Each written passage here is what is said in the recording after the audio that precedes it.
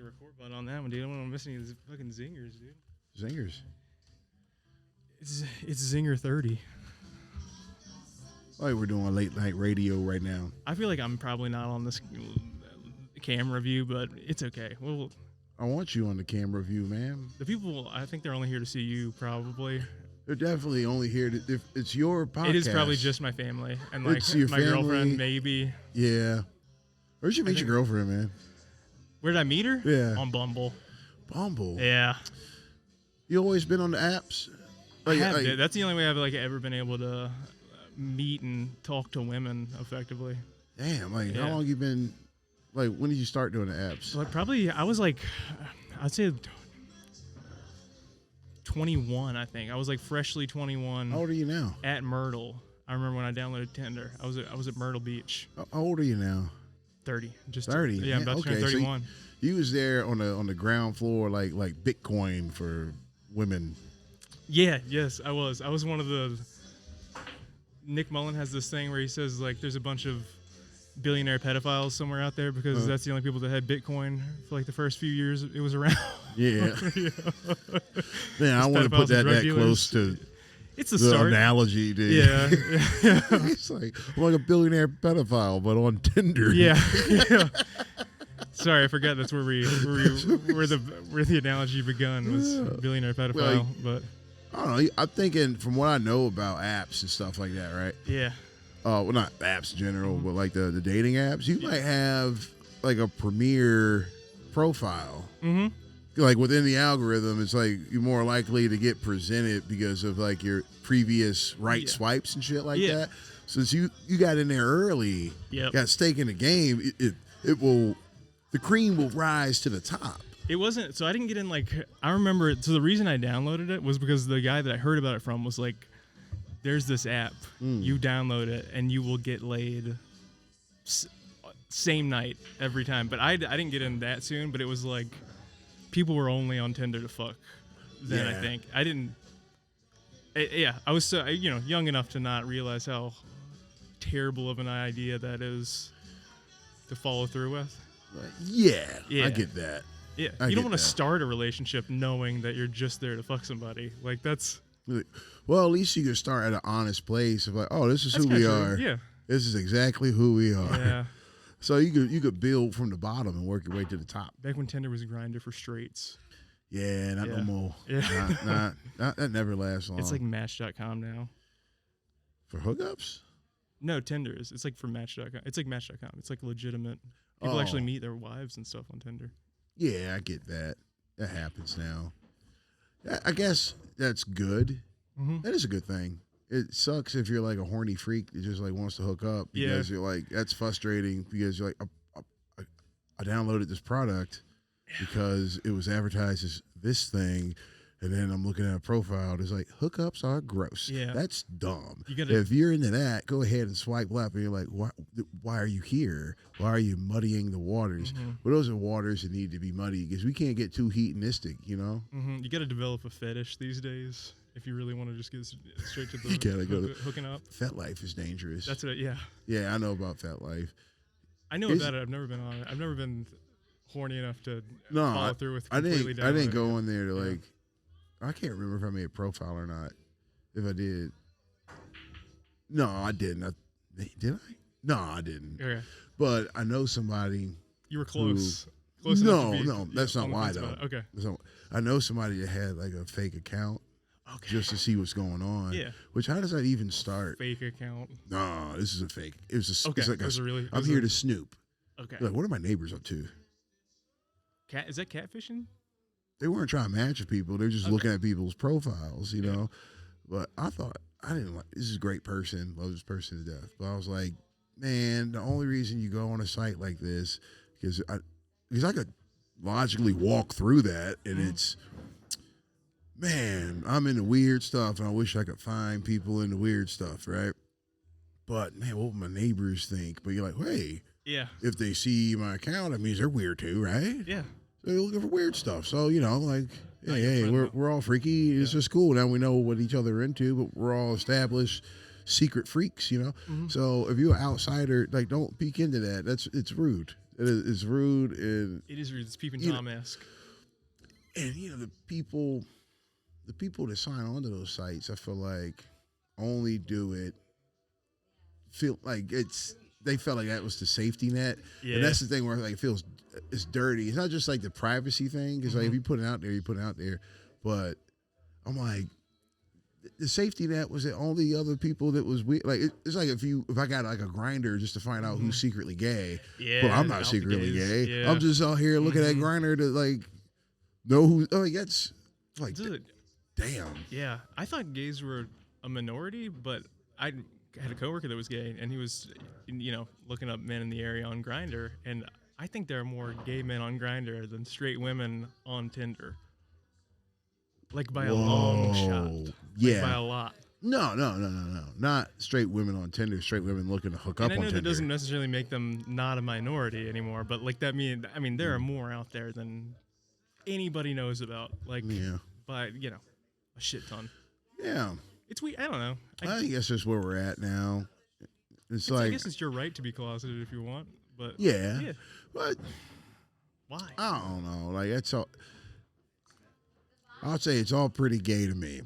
I'll say it, which is fine, But there's a lot of people that have a lot of different opinions on like what is gay. Where it's just like, like there's dudes who will go, like I'm not gay. I just I get drunk and want to suck dick sometimes. But I'm not gay. And it's like some type of like philosophical, ideological like thing that's like, that's a thing. Yeah, you had but to I'm like not into that, whatever school of thought that is. I'm just like, you like, bye, dude. If there's an internal debate about it, it was probably at least a little bit gay.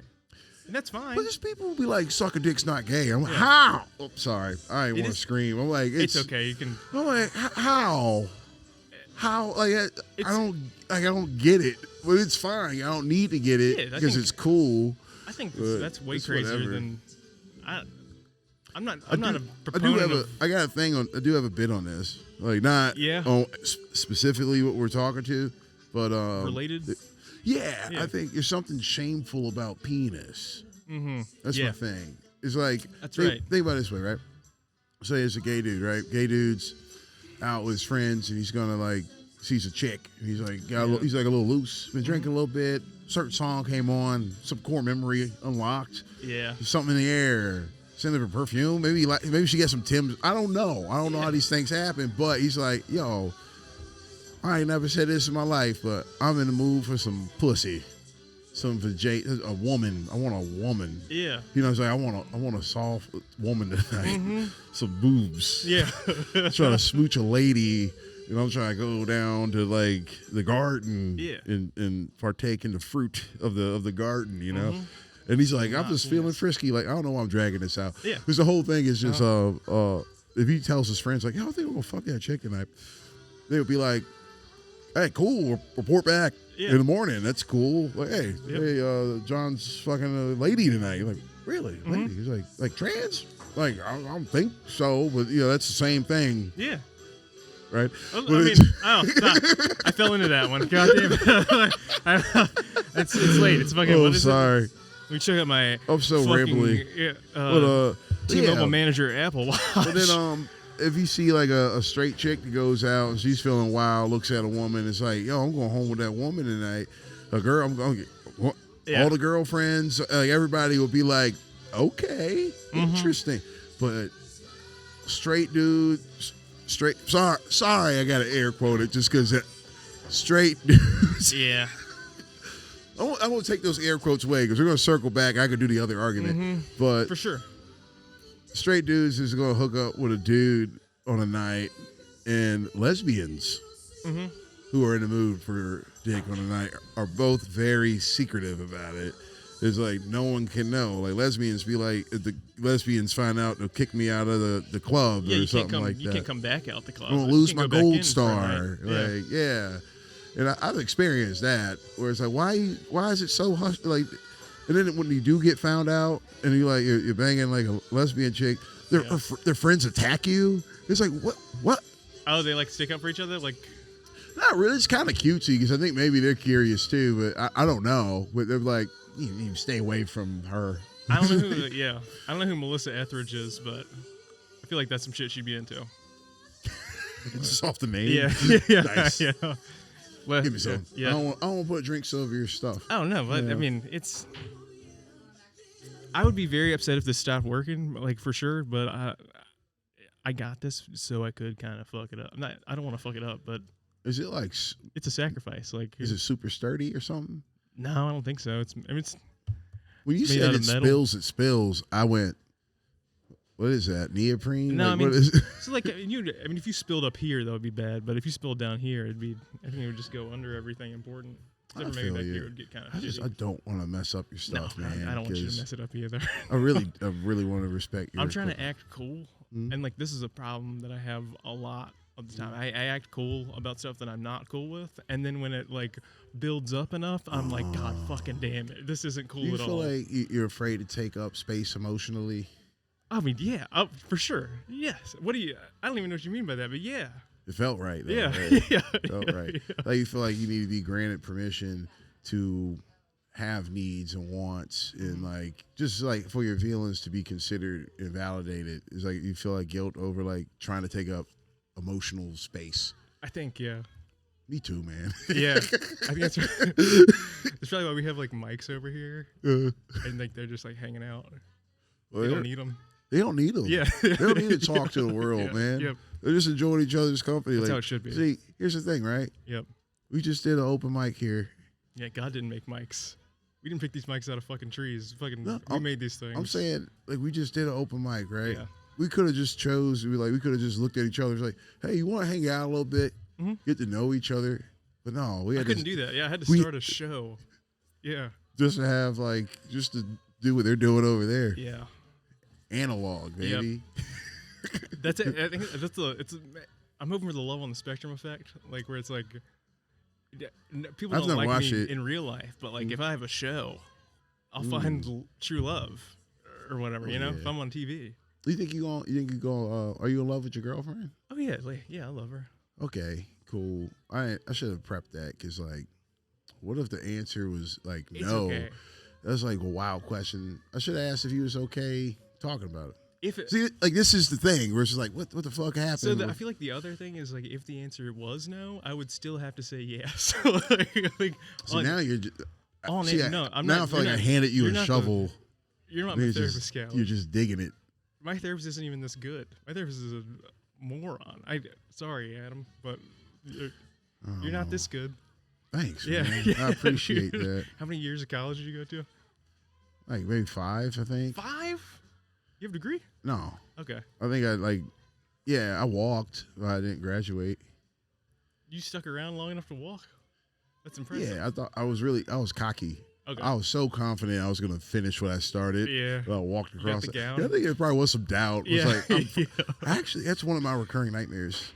I have a recurring nightmare about going back to college as like a more mature person and like knowing myself better, being like can navigate around my own flaws and shortcomings sort of thing in order just to accomplish the task, and like having that level of focus at least of just feel like I just need to get stuff done. I was older than everybody else the last time I went to college, but it was 5-6 years ago. I saw college kids outside of the Southern on one day, and I was like, that's what college kids look like. I'm an ogre. I'm an old ancient hermit man. Yeah. I know. I was I saw at University of Lynchburg had their sports ads on Facebook, and I saw a girl running track, and I was like, what high school or middle school is this? And I was like, that's university. But at the same time, you watch college basketball and get depressed because you're like, I'm older than that guy. Oh yeah, that guy's twice the man I'll ever be. Look at when somebody's 21 and when they win the Masters or something. When Jordan Spieth won the Masters at 21, I was like, fuck that guy. You're a golf guy? Oh, sorry. Yeah. Sorry. Tennis? Golf. All right, I had it right. Yeah, I mean, whatever. It's same. I played both. Thank you, Khalid. I can set me up for that one. I didn't mean to. I didn't mean to play tennis and golf either. That was just I started off playing baseball when I was a kid, and that wasn't good enough or large enough to make the varsity team. Get closer to your mic, man. I don't want this song to drown you out. I want your story to be heard. It's okay. Thank you for producing for me. I need that for real. I need that, and I forgot to clap at the beginning of this fucking thing. So Oh, There's enough clanking and stuff in here for me to identify a. there we go. Yeah. It's in the. Whatever. Let's stop now so that you can sync it up by going to the end. Yeah. It'll be okay. You'll figure it out. Yeah. It's 15-12. There we go. Mass comm major? Yep. Me too. You were? Yeah. No, so I'm such a fucking idiot that I wanted to major in mass comm, but I went to school for communication design. It's graphic design, dog. They get you like that. Yeah. Well, you do have a dope aesthetic, though. Aesthetic? Yeah. Like clothing-wise and stuff? Yeah. I'm sorry. Yeah, you wear cool stuff. Chris was... I make fun of my friend Brandon for being cool because he's, he wears cool. He gets cool shoes and shit. He's like a photographer for Hellstar and stuff. I don't know. Is that a magazine? So there you go. I didn't know who the fuck Hellstar was either until he started working for him. They're like the new Supreme. They're like it had like their drop the other day. It sold out in like 10 minutes. You know something? I couldn't figure out what you were talking about until you said drop. Because when you said the new Supreme, I was like, the new Supremes? Hellfire, R&B. Yeah. I was like, and then I don't know how I got down to figuring it out. But it was when you said drop. I was like, then I was thinking drug dealers. No, I was like, wait, there's like cool drug dealers that are like going to be in hypebeast clothes. Like I cool know what clothes. Supreme is. I make fun of Brandon for it being just a cool got guy. slotted at the bottom for some reason. Yeah. I went to all the other types of Supreme. Always I was calling like, cool. Tell him how cool he what are is. you, like white supremacists or something? No, that is... Hipster white supremacist. That's fire. It is. It's coming. I think it's here, man. It probably is here. That's kind of Kanye's vibe. There's a sneaker guy. Yeah. Copping them POTUS 45s. Oh yeah, that is hipster white supremacy. I don't know how they got poses, right? Yeah. They got things they do. Yeah, the lip bite. They do the. Yeah, yeah, dude, that was fucking good. You practiced that one. Yeah. I practice a lot of things, man. I practice smiling with my bottom teeth to see really? if I'm... Do you practice your comedy? Not really. Okay. In my head. Sometimes I'll practice like certain movements. It's mostly faces. If I'm at home and I'm like working on comedy, it's hard for me to like write. Yeah. I just don't like. I know what I'm trying to talk about, but like I write at the mics.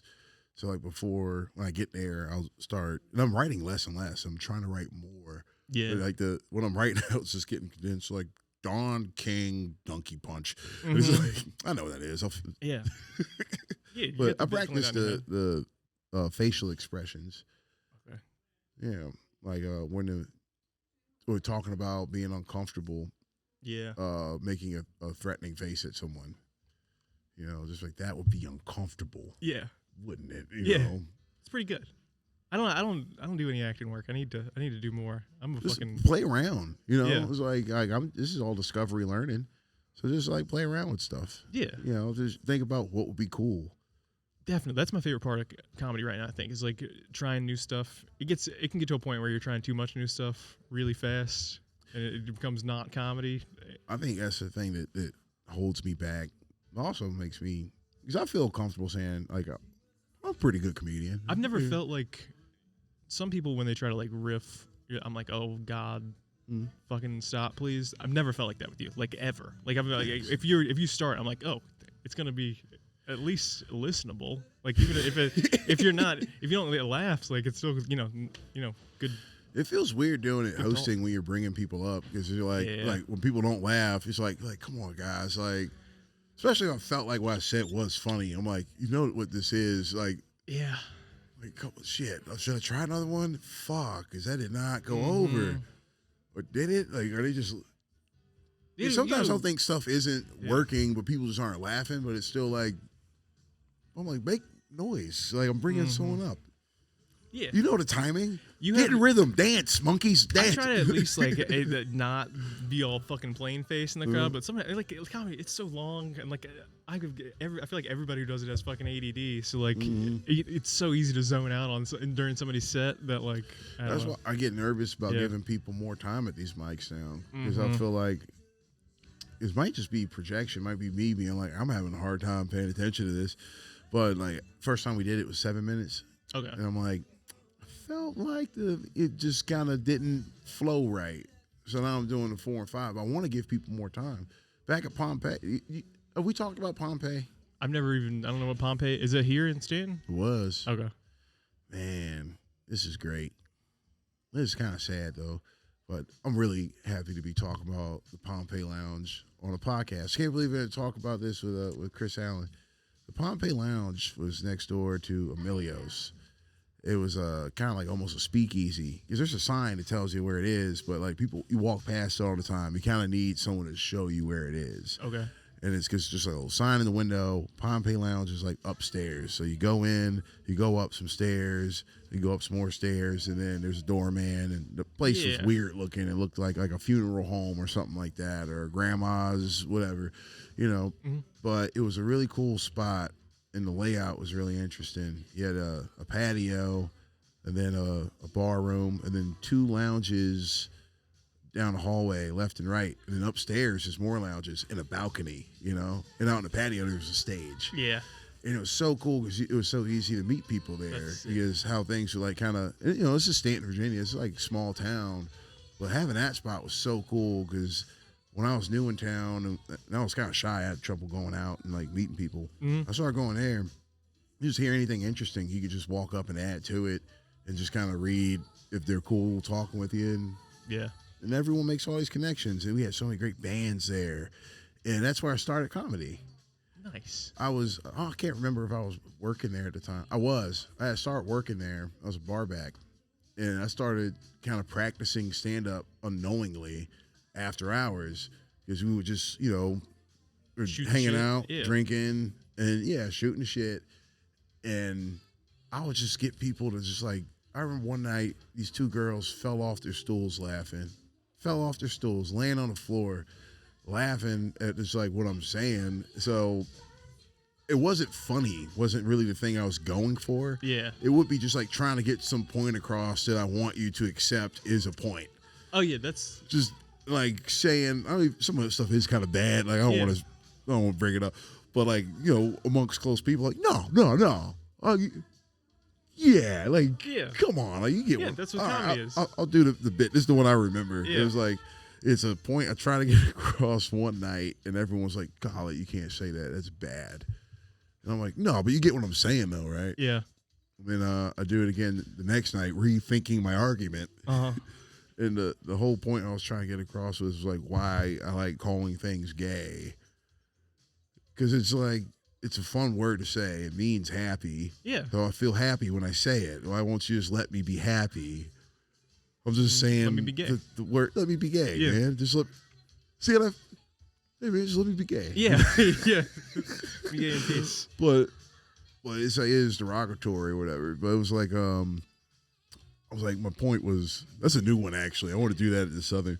But the point was, I was like, when I call something gay, I'm not saying it's bad. I'm saying it's almost what I want. Yes. But it's like if someone's like, hey man, there's somebody giving blowjobs in the left lounge bathroom right now. You're like, whoa, how much is that? Is it like they charging? You're like, nope, Good Samaritan. They're out here just like helping people take a load off. Paying it forward. Just paying it forward out here. Yeah. They're like, whoa, that's cool. I'm like, I might want to check that out. I might just want to at least go over there and, see what the fuss is about, you know? And then like, who is it? Yeah. And they're like, oh, it's Steve. You're like, it's gay. It's not that bad. And I'm like just trying to get, it's I don't know. Yeah, it's fine. Yeah. It's fine. It's just like, I'm just not going over there. Yeah. It's just like, I'm like, It's not for you. Steve's not for you. That's all I'm saying. Yeah. Khalid and Steve. Khalid and Steve. I actually do like Steve. Steve's pretty cool, man. That guy's awesome. Steve rocks. Steve. I don't think I know any Funny Steves guy, as dude. an adult. I had a youth pastor named Steve. Good youth pastor name. Good youth pastor name. Good stepdad name. You know why it's a good youth pastor name? Probably because of Blue's Clues. He was Steve, right? Yeah, he was Steve. Man, so like by the time you see a youth pastor, his name's Steve, you're like, if religion was Blue's Clues, I would be a high priest. That instead of a comedian. Do you know a lot about Blue's Clues? No, I just mean like it's just the vibe of Blue's Clues. It's just all everybody's going to heaven in Blue's Clues religion. I don't like that. It's not real enough, man. That is true. Like, well, there's. I used to work at a church camp, Uh huh. I was at a group leader, whatever, family, like an uncle, whatever it was. Yeah. That's crazy. I guess if there's a guy named Nails Hell that does worked make- there, and there was a comic book Bible. The Nails, I thought they called him Nails because he had like a bunch of crazy piercings and tattoos and stuff like that, which he did. But they called him Nails because he didn't have any nails. He only had nail beds. He let the girls paint his nail beds, and then he just flake it all off like that, But he finds this comic book children's Bible thing, and he's like, let me see this thing. Flips through it, and he's like, not accurate enough. Not enough sex, not enough violence. Throws it. It's true. Hell makes the Bible way more believable. That's like I think that's the part that makes it. It's the kicker. It's the part The that makes heaven it is the unbelievable part. Yeah, heaven is complete bullshit. Like it I don't has think to it be. is. I hope it's not. Like but like, Earth is so bad that like if you don't believe in heaven, that means you have no hope for Earth. I'm not trying to talk shit about Earth. Like Earth is great too. Like it's Could awesome. it be better? It's Earth. It's both. Could Earth be better? It could be heaven. Yeah. Exactly. yeah. It could be. Yeah, it should have been. But no one believes it could, so we just say we go fuck it, and then we make things worse. I'm not trying to get into a religious philosophical debate, but like if there's a God, why would he not just skip to the heaven part? Like what kind of fucking what I would call it? Steven Spielberg, like that is Stanley Kubrick, I guess. That's controlling. Like he wants to, egomaniac.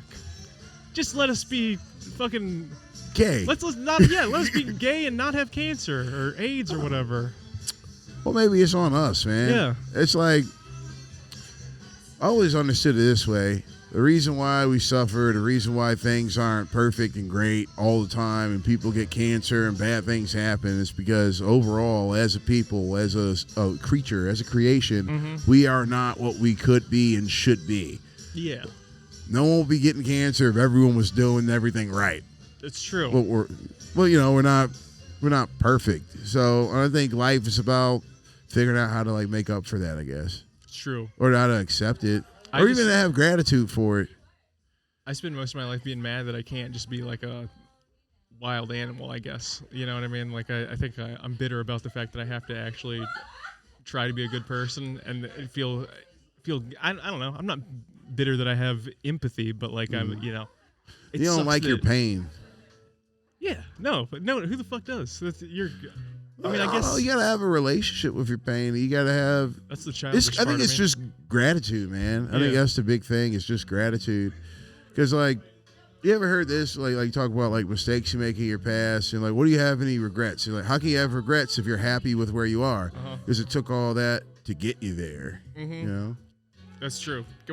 How the fuck are you not a therapist, Khalid? You could make a lot of money. I've heard that. I also heard I could be a great chiropractor. Are you fucking? You give a good back crack? Oh yeah, I'll give you one afterwards, man.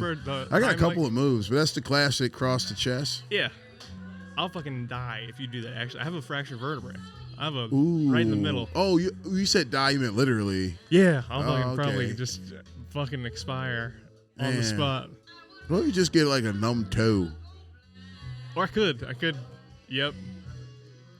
Maybe it makes your dick bigger. It could make my dick bigger? Science. Maybe. Yeah. I don't want to. I'm just maybe if I did lose numbness, feeling in my toe, I could have a greater appreciation for the feeling in my other toe. And that would make you a great chiropractor. Thanks. And a therapist.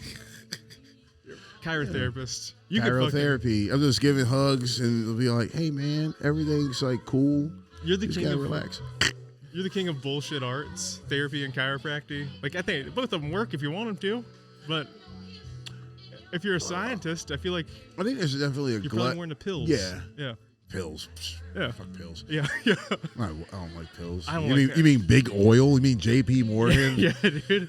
Getting rid of holistic medicine so they can make petroleum-based medicines. Oh, this silly system we're stuck in where the government just wants to keep you poor and sick and needing something. Yep. Life is just a basket full of cravings as it is. It is. Have you read Ishmael by Daniel Quinn? No. Dig into it, dude. It's a fucking sick one. It's pretty much. It's why I'm mad at everything. it's kind of like presented as a guy talking to a monkey, an ape. You know, like you played Overwatch. Okay, well, Winston from Overwatch. I'm familiar. The fucking the talking ape. I got YouTube. Yeah, I know what's going on. But the ape tells the guy how to save the world, and it's basically stop being like people because people are fucking up the world, kind of single-handedly. You know, be as primitive as possible. Don't. That sounds Luciferian, though. It's a little bit Luciferian. The guy that wrote it is kind of a crazy person too. He doesn't have a lot of teeth, but I think at one point he did have a sound mind, and then he slipped into it. He wrote sequels to it. The sequels are not as well known, but the Ishmael's a bomb book. It's wild too. Like you see Luciferian too. It's like there's some biblical analogies in it too that like are mind blowing. You're like, holy shit. Yeah, I think it's. I don't want to get. It's crazy. Too nerdy. It's like these were. This is something I was thinking about like a few days ago, and it's probably in my phone. I don't want to go looking through it. I don't really have access to the full thought. But I was thinking about like God and the devil and like our relationship to nature as far as like what we are as creatures and our relationship to our more divine or enlightened selves, which is like the thing that actually makes us human and gives us things to be grateful for, or even I guess the capacity for gratitude. And like where we have that conflict where it's like, how do you embrace one without denying the other and like creating that balance? You know, something like that. But I also had this really weird one where it's like what is the human experience? And I was like, this made me feel a little shameful, but I think it might be some truth to it. Maybe not. But it's just one of those things. This is just a thought. It's just an idea. And maybe the idea of life not being perfect and the world not being perfect is God just telling us that he's not perfect. Yeah. And that to exist is to have flaws and to not be perfect, but it has that vision of what is better to move you forward. Because I think about like how we're supposed to feel about ourselves and how we feel about like our parents. Like what is a paternal or maternal relationship is like, all right, you're a kid and you look at your dad as a superhero. You look at him as God, and then you just learn bad things about him. Yeah. And then like that breaks your heart and it shatters you. And then you just see him as a human. You see him as a human that loved you and tried his best. And even if he didn't try, that's wicked. Yeah. That's really hard to accept. But just like the fact that like you had a father, you know. And the same thing with like a mother, and you got to feel the same way about yourself. So it's like if there's something put into us or that's a lesson that everyone kind of knows is true about like your parents when you get to learn that lesson. Why wouldn't that apply to your heavenly Father also? You know, where it's just like, hey man, things are jacked up, but you know, I came into existence at some point. Who knows? Like I don't even get what that's about. Just like we don't get what being mortal's about. Yeah. You know, like he's probably like, hey, I don't know. I've always been here. Like, what does that mean? You tell me, man. Yeah, I've had that thought before. Like maybe God also isn't perfect. You know? Like maybe he could just be like maybe maybe our life and death, like our journey is to teach us about him. Could be. It's just have some gratitude, man. It's like you exist. It's a gift. Take it or leave it, man. It's like this is what existing means. Yeah. That's what life is about. Oh, yeah. You know, like that's like if he's alive, we're alive. We're made in his image. Yep. You know, like I don't know if I'm saying it perfectly, but I'm just like I was just thinking that one night, and I'm like, can you accept him? You know, like I did a joke about Jesus and Martin Luther King. It was like my first or second time at the Southern. And I felt really bad about that joke. I won't tell it again. Okay. Like, because I don't like it. Yeah. It's a funny point, and I kind of learned something about like, you can make fun of Jesus in front of white people, and you can make fun of Martin Luther King in front of black people, but black people get really angry. Yeah. And then white people get really uncomfortable if you. Yeah. I think that's the Southern kind of is good for that, like teaching you like how to ride the line. You know what I mean? Like, not like, because you can say anything, but like, do you want to say anything? You know? Like, yes. Yeah. Like, yeah, just because you can say, like, well, you got to say stuff to feel it, you know, and then. Yeah. I mean, of course, you can say it if you think it's going to be funny and you know. I've been trying to clean my act up. Like, I know I tell a lot of dirty jokes, but I'm trying to, like, come at it from a more complete way. I want to just tell jokes that I'm proud of and, like, my family could be proud of. I say the R word a lot. You which, do? like, in real life, yeah, I do, but like, I don't feel bad about it. But like, I realize that it makes some people feel horrible now that I do, like, you know, do comedy to like crowds, and like I try to not say it because I don't want to make those people feel fucking awful. But like, I'm not. Yeah. If I do say it, I don't feel, you know, I'm not gonna beat myself up about it, or, you know, I'll apologize. It's gotta be worth it. Yeah. Like, it's cool working through stuff like that because I think you can get to the truth of things better. Like, I do think it's weird that there's certain words we'll censor ourselves on for certain people that we don't want to make uncomfortable, but then there's other people we're completely fine making uncomfortable. Yep. You know, because you're like, if you don't like that joke, fuck you. Blah, blah, blah, blah, blah. Yeah. But you know who you want to say that to and who you don't want to say that to. But what's the difference between them? It's just like, I think there's certain groups that just hold more gravity socially. Mm-hmm. In a way, it's like, oh man, I can't be known as the person that picks on that group or upsets that group, you know. But I feel like if you're coming from a good place and your intention isn't to harm, any joke you tell, people should have an opportunity to laugh at. If you feel like whatever group is at the butt end of it, or maybe present it not the greatest way or how they like to be represented. That's where it gets dicey at open mics because people suck and like they're not. People show up in bad faith and stuff. Yeah, like not. I just mean like people. You know, people are still learning how to do comedy, so like it's hard to like get a point across where like it's funny in your head, like it made you laugh in like whenever you thought about it at work or whatever. But like after you say it, you're like, as soon as it comes out of your mouth, sometimes you're like, what the fuck? Why did I think that was a good idea? No, you're good. Yeah, or like just kind of doing something like with the Martin Luther King, Jesus joke. I feel like maybe I just didn't have a point that was worth telling the joke. It's like, do you have a point to saying this? Like, I think maybe the edgier you get, the more of a point you have to say or have to have. I don't know. I'm figuring this stuff out, man. Yeah, I think it's where you are too a lot, and I don't think it's like necessarily better in one place. I think there are better places for some people. I think like some people write dark comedy better than they write their clean jokes. Gotta be and like be honest, man. Yeah, you know, like. I don't know, like how well can like a happy comedian try to do like a angry guy thing, like do like a Bill Burr thing? Like you can't. People feel it. I don't know it's fake. I cheese on stage. Like if I try to do like an angry bit, like it just like doesn't. People are like, "Fuck you." Like that's not. I don't know. Well, I've never seen you try to do an angry bit. Really? I don't know. What's one of your angry jokes? I gotta let me. Where's my phone? Oh, it's on. I'm recording on it, but I'm trying to think, man. It's impossible to come up with one off the top of my head, but like, I just mean like even like a joke that starts off like I had a shitty week. Like, if I you know. Yeah, because you smile so much, you're like it's it's the truth, but if I'm smiling, people don't. It doesn't work with the setup of the joke. Into that. Yeah, because like I've done that about it was fun. It ended up being funny because it was so silly. I was being silly unintentionally. Like I had this thing about being a nice guy, where it's like I don't know, man. People think I'm like some type of nice guy. I'm not a nice guy. Yeah, like I got self-respect. I can set boundaries and stuff. And I'm like, I was trying to get that point across because that is how I want to feel about myself, but I do have nice guy tendencies and stuff like that. It's like while I'm doing it, like I'm trying to do the part where it's like, oh man, like I can walk away from anything. Can't nobody hurt me.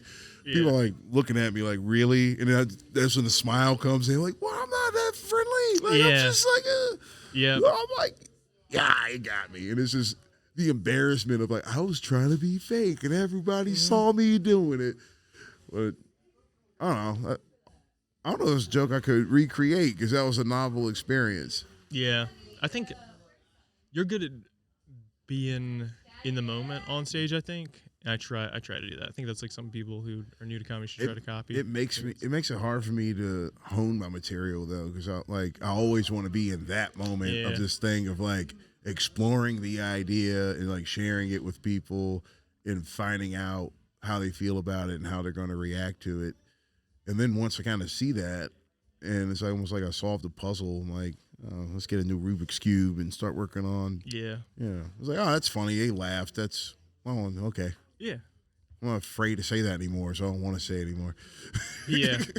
I think being afraid to say stuff is a big thing too. I think people can tell when you're afraid to say something, and that like I don't think usually people don't react well to it. Like if they can tell you're afraid, like that's another thing. If you're telling edgy jokes, yeah, if you're smiling it, too, man. like that's another thing. That's a shitty, I think, demeanor to have if you're like on the edge of something. If you're smirking the whole time. The people that really don't like it are really not going to like it. Maybe it's because it seems like involuntary. You think about Pete Holmes, man. That guy's all teeth. Yep. Yeah, and like love that guy. That guy rocks. I do fucking love Pete Holmes. Yeah. I couldn't tell you a single Pete Holmes joke. Maybe. I could tell you a few. Yeah. Yeah. Oh, the Waze app. Love that joke where he's just talking about like, what are we doing? Yeah. Stop. Sunnyvale Lane. I know I'm supposed to be driving down this road. Save a few minutes. It's already. I want to drive through this neighborhood. Pretty good. Pete Holmes impression. Oh, it's great. It's a good invocation. Yeah. I felt a little. I don't know. Whatever. Yeah. But thank you. Thank you. No. Yeah. I watched Crashing, but like I couldn't. None of his jokes like really.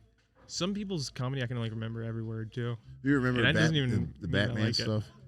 Yeah, I do remember the Batman stuff. That's very funny. Yeah. Maybe you just haven't listened to enough Pete. I haven't listened to a whole lot of Pete Holmes, so I did see him live. Yeah.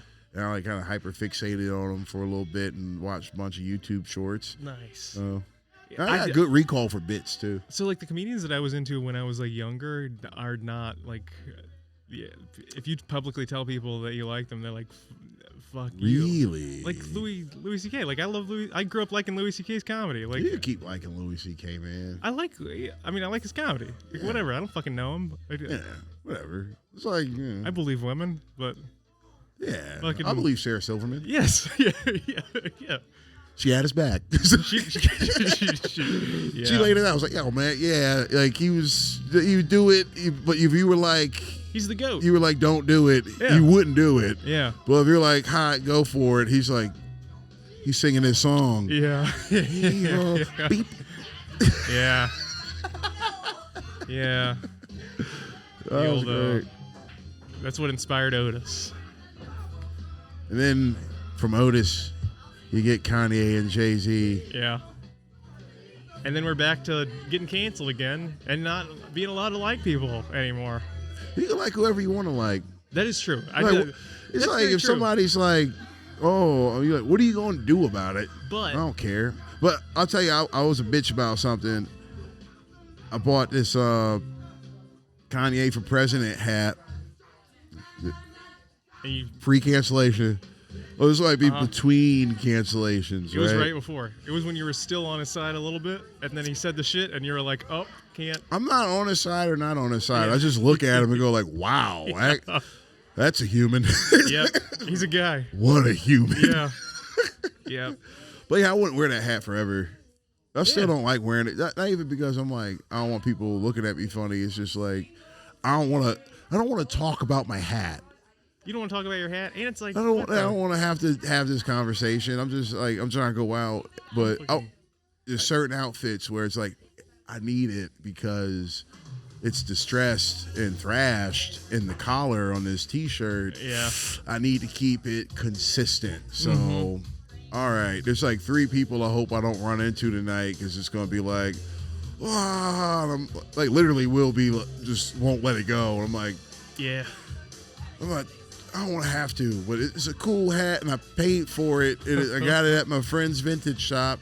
Hurt the store. Yeah. No, I actually hurt the store. I have to. Should I plug it? I have to plug it. Okay. All right. Because it's a dope spot, and actually, it's a place where I work on material. I could write there. Hell yeah. That's cool. Hang out with Jeffrey, and like actually get to do some writing and stuff. That's awesome. I don't hang out anywhere in Lynchburg. I'm the worst how do you local write? ever. How do I write? I kind of. Hey, do you live in Staunton? I live in Lynchburg. Oh, that's right. Yeah. I don't pay attention to you when you're on stage. No, you're good.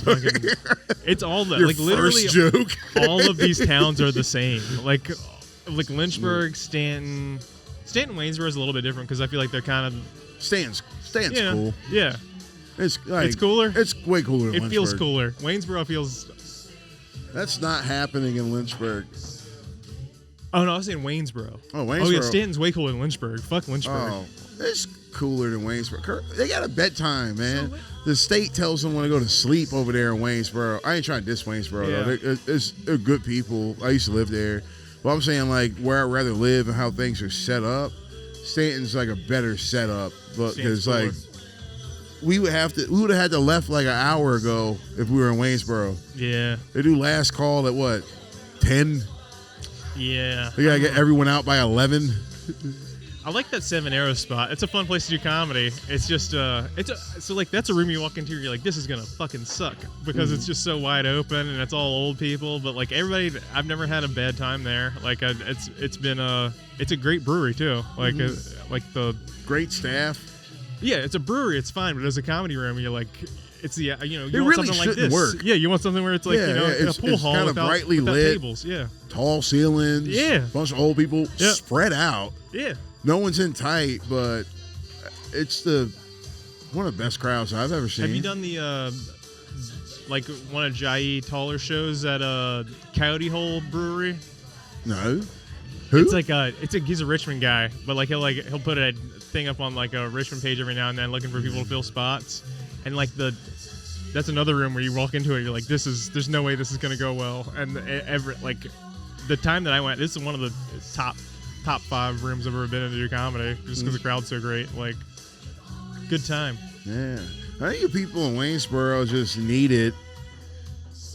Yeah. They need a good laugh. That's what it is in Lake Anna too. It's like you can tell like the people just like they're ready to get out, and like the fact they appreciate that you're there doing stuff past 7 on a weeknight or whatever. Yeah, definitely. I love that. Yeah, so I do that showcase every now and then at RP that I'm doing at the end of this month, and then I've talked to a guy. Thanks for putting me on that, by the way. Oh yeah, it's not a big deal at all. I hit up. I'm not trying to like play favorites at all either, but I mean I hit up you and Taylor first because like I hit like. I don't know. In my head, that's who, like when I think of Charlottesville comedy, I think of you, Taylor, Chris, Johnny, Colby, Certified Amanda. bangers, man. Yeah, I love. So like I thought of you and Taylor, and then I invited a couple more people, and then I bumped into Marilyn, and she was like, "That's my favorite showcase that I've ever done," and I was like, "Fucking come to this one." And then Abhishek was standing right there, and Abhishek's good, so I'm like, "You come too," and now I have 10 people on the showcase. I invited Tyler and Jen. That's a big one. Yep. Can't invite Tyler and not Jen, or Jen and not Tyler. Yeah, but don't do that again. What, the 10 people showcase? What was your original plan for how many people? So like I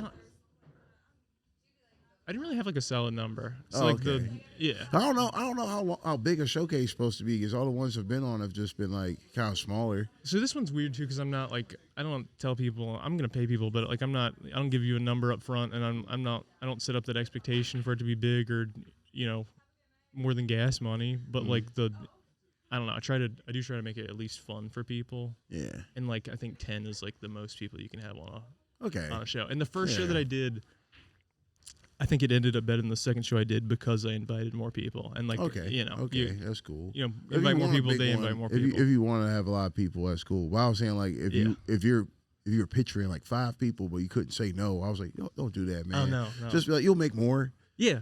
Just get them around next time.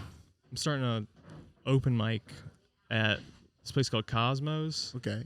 And that's gonna. Is that in Lynchburg also? Yep, that's in Lynchburg too. And I don't know. I hope people come down for it. But so Lynchburg comedy's like working right now. I mean, it's just me and there's a comedy club. It's working out. Yeah, what? there's like a place called Club Truth that just opened up, and you know who Apple Brown Betty is? Mm-hmm. She's Richmond lady. Very I'm funny. from Richmond. I don't know. I'm not part of the scene down there. Yeah, you no, know? she's one of my favorite, like, if not my favorite, like, local comedian. Like, she's hilarious. Like, I remember her from a show, one of the Coyote Hole showcases with Jai, and like, I saw her, and I did not know, like, I think it's amazing. I didn't know people could be that good at comedy, and me not know about them. Yeah. You know what I mean? You're gonna take care of that. What? Yeah. It's okay. I was like, I don't know. Is this gonna be usable, man? Yeah. Thank you. Yeah. I'm sorry. I was just like, is this gonna be? I think this So Club Truth. Yeah. Club Truth. Club Truth. Okay. Yeah. Well, tell me about it. She's Al Brown Betty's running the room, I think. Okay. I think some guy involved with Def Jam is somehow involved with the Def Jam production as well. comedy? Like the original. I think the original Def Jam. Like I think his name's like Bob Sumner. I'm not trying to drop That names. sounds like I don't know the guy. a cool name, dude. Yeah, That sounds like a name to know. it does. Yeah, It does. he's one of the. If you want to perform at Club Truth, you got to send tape to Apple Brown Betty or perform at Bob Sumner's room in somewhere in New Jersey. You know something? What? I ain't gonna say anything to Yeah. ruin my chances of getting the Club Truth. I got nothing to say, but I was like, oh, I want to make so many jokes.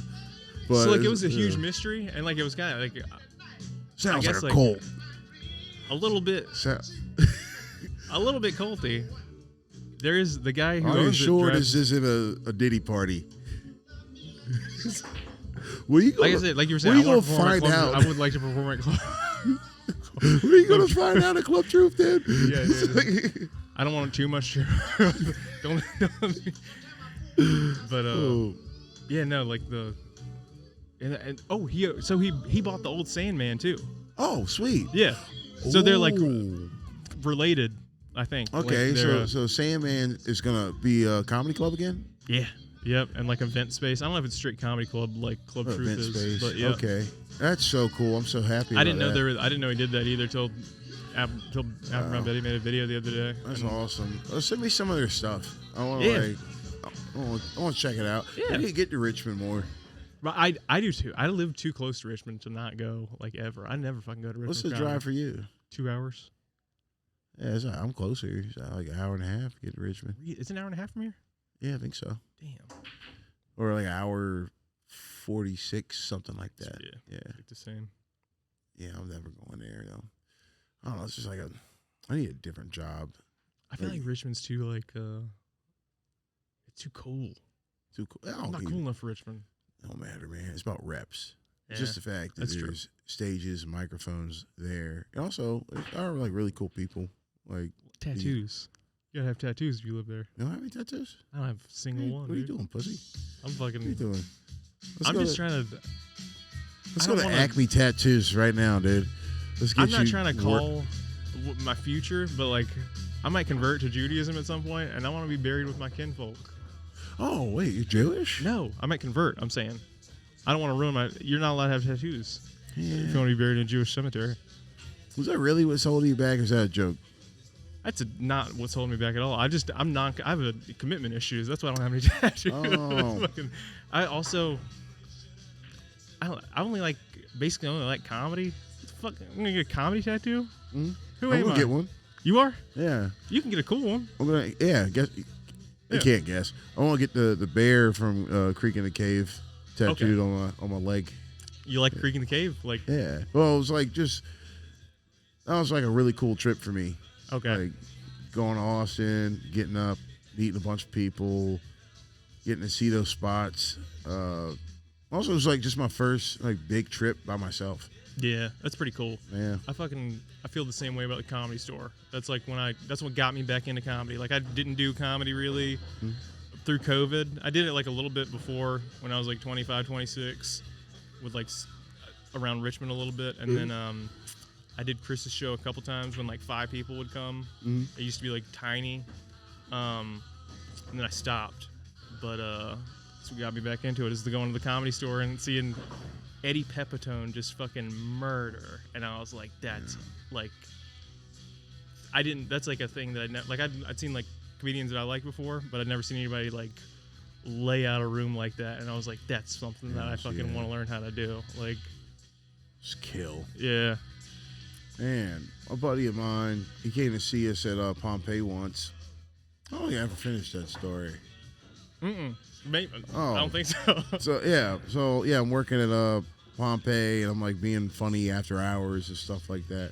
And then open mic starts. Brady Johnson starts it, and it's going pretty well, I guess. I wasn't going for like the first month it was running. It's running Thursdays, I think, every Thursday.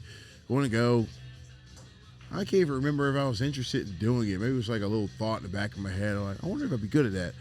But enough people came up to me saying like you got to do it, man. Hell yeah. I said I would. I think I came and watched a couple of times. Oh my goodness! Wow, I'm just remembering something weird. Wow, I was thinking like a girlfriend I had that like, oh, she was there at the beginning of comedy. I thought I was already doing it when I met her, but I remember going. Remember John Marge? No. Boston guy. For like you did comedy around here? Yeah. He's back in Boston now. But he's trying to do crowd work with. I'm pretty sure I'm dating this girl this time, but yeah, he's trying to do crowd work with me. I'm stonewalling him, being a bad audience member. It's like it is like I don't want to look silly in front of my girlfriend. Yeah. And she looks like she's on serious time right now. Where she doesn't want any silliness to happen, so I gotta stand here in solidarity. And I'm gonna, that's bad. I'm not that anymore. That's why I can't imagine you ever being that. That's crazy. How many Khalids have you been, dude? A lot. God, it's always the same at the core. Yeah. Like I've always like kind of treated people the same, but as far as like lived a lot, 9 lives. I feel like I lived infinite lives. Yeah. It's been wild. Yeah. But, I don't know. But yeah, so I took 3 weeks. It took 3 weeks to write my first set, and it was Black Guy BDSM. That was the name of the joke, and it went over very well. I was gonna say, all right, that's a great name for a joke. If I just saw that written on a notepad, I'd be like, well, yeah, you figured it out. Even if it just says that, you're like, there's something there. That's another one I don't do anymore. But it got me started. And then eventually I started hosting that one. They kind of gave it to me. And I didn't have a network. I just was doing it for validation. So I wanted to go to the Southern. I think I went to the Southern a few times. And I never told anyone that I hosted a mic. I didn't want to meet anyone. Yeah. I would do my time and then leave because I was afraid of everybody. Yeah. And so I didn't have a lot of people, which was cool. Because for them, I didn't know. But it was like, there was no, when Brady was hosting it, it was wild. Mm-hmm. It was like the craziest mic you could have ever imagined going to. Because, like, she never did stand-up before.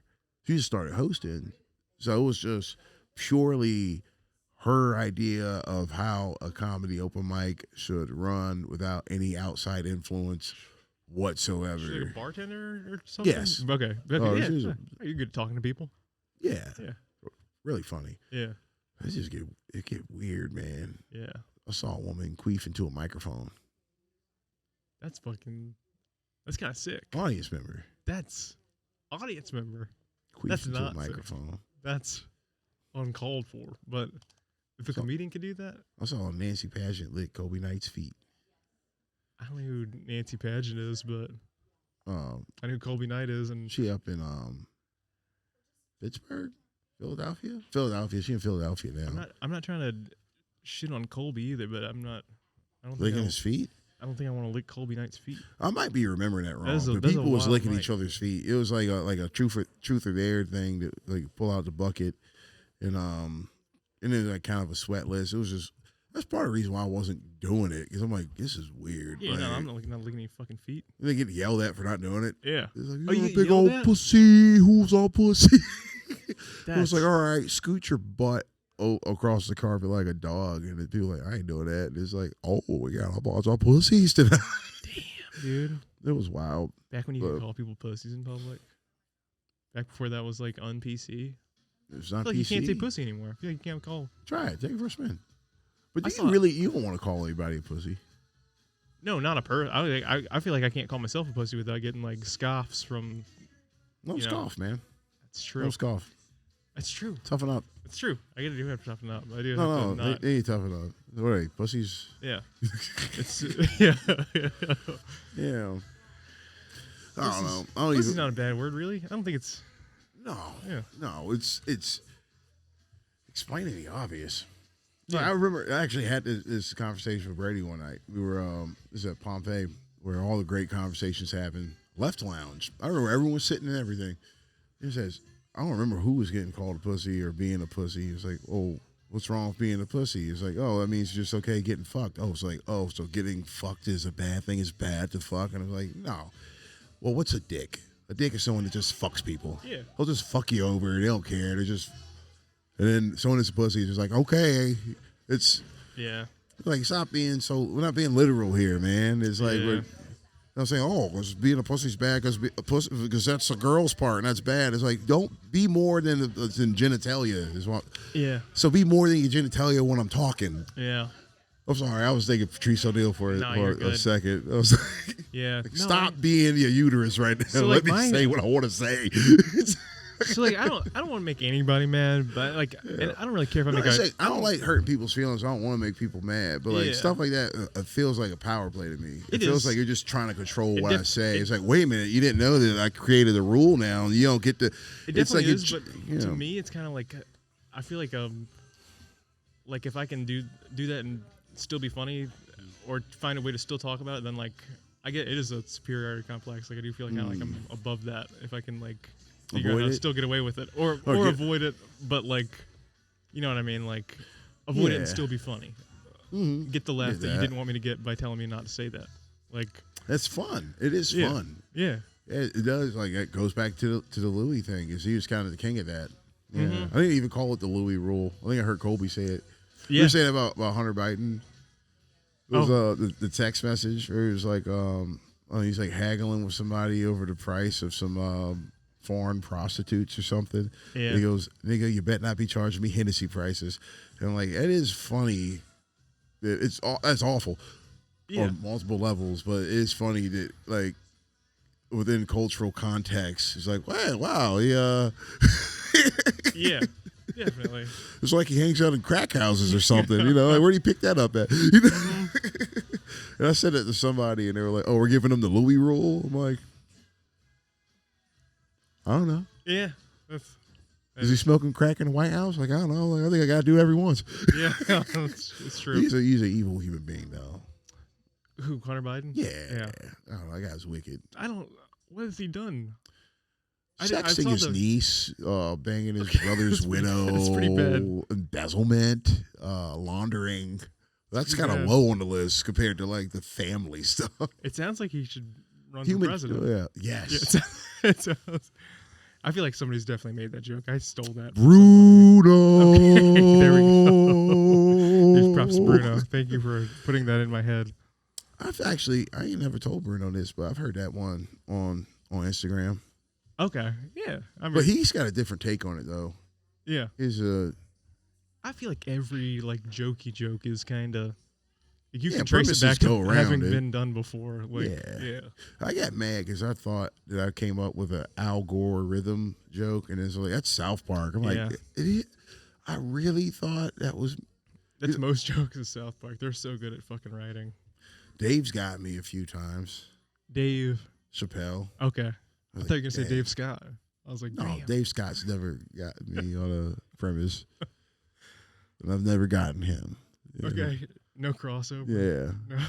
Dave's abortion joke. Yeah. It was just like, hey, if he killed motherfuckers, I should at least be able to abandon him, you know? Yeah. I was like, damn.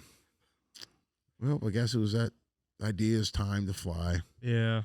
That guy walking in here right now fucking hates me. Really? It's fine. We don't like each other. Oh. But, we're hanging out at Bricks. So, Can you see people in the window? Yeah. Oh, so you hang out here. This is like your home. One of them.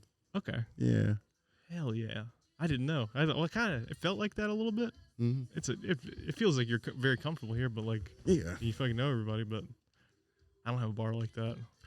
That's You fun. don't need one, dude. You're saving so much money by not having one. Yeah. They still charge you for beer here?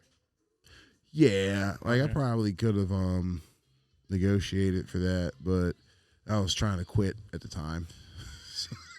See how well that worked out. Yeah. Yeah, What's the longest you've gone without drinking? 45 days. 45 days? Mhm. That's a solid. I've gone long enough to stop counting, but it's never like over a year. I'm not like a. I need to I don't have stop. It's Yeah. like it's weird. It's not like a problem. And that's the thing that makes it hard to stop because I'm enjoying it now. It's not Yeah, like it's actually a good thing. yeah, I'm Yeah. just like having fun. You know, it's like I'm not doing anything crazy. I'm not spending too much money. I've cut back on my drinking a lot, but like I like being out. I like being around people. I like talking to. I like doing this basically. Yeah. But I was thinking it's keeping me like stuck in this kind of closed loop, and it's Yeah. holding back my. It's like it is right. I can feel like you can't feel where it is, but I remember being more motivated when I wasn't drinking. I definitely feel the same way about weed. I suck ass at comedy. If I smoke weed before I do comedy, it's the opposite of drinking. It's like it makes me just like clam up and be fucking awkward, and I had to stop doing it. Remember Jen told me one time, she's like, "You're better at comedy when you don't smoke weed before," and I was like, "That's probably." There's a lot of people, man. Yeah. There's a lot of people. I feel like it's pretty much everybody who smokes a bunch of weed and does comedy. Like I'm not trying to talk Yeah. shit, but like Yeah, you're probably better if you don't get high. Like it's weird because you feel like there has to be. I'll do it somebody. right after. Yeah. It has to be someone that like murders on marijuana. Doug Benson, that's like the Okay. notorious guy. I feel like Joe Yeah. Rogan, but he's not like You known know to what? be a fucking murderer. I bet he doesn't smoke before he goes on stage. He doesn't smoke when he does the UFC stuff. He doesn't seem like it. Yeah. He was like, I think, what did he say? He said, I can't smoke when I'm watching UFC and doing it because he's like, I'll start thinking Yeah. about other stuff. Yep. It's like the fight will be going on. I'm like, it's crazy that there's like these like 1,200 pound Yeah. lights above us. And like, we're just like we're looking at two dudes. Yeah. Yeah. Get philosophical with the UFC commentary. Yeah, who else? I don't know. Yeah, like drinking and doing comedy was pretty fun. I think it's good for some people. Some people are better. It's a bad crutch though. Yeah. You don't have to rely on that.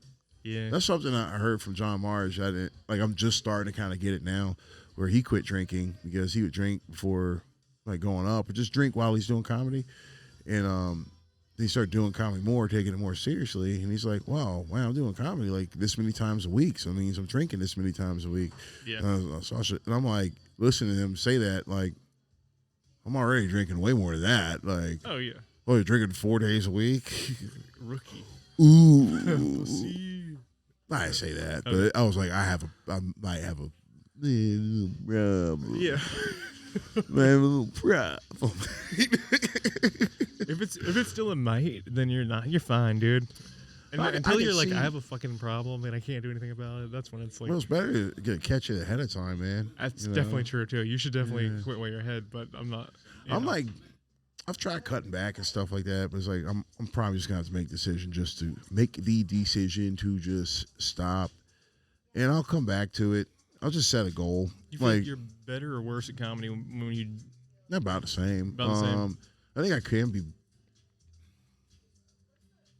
I don't know. I think Sometimes I it will helps. get better when I stop because I think I'll hit more mics. yeah. I think I'll probably write more. I'll get in better shape because I think a big part of it is instead of figuring out what I want to do, just remove the drinking and the hanging out and the staying up really late and all that type of stuff.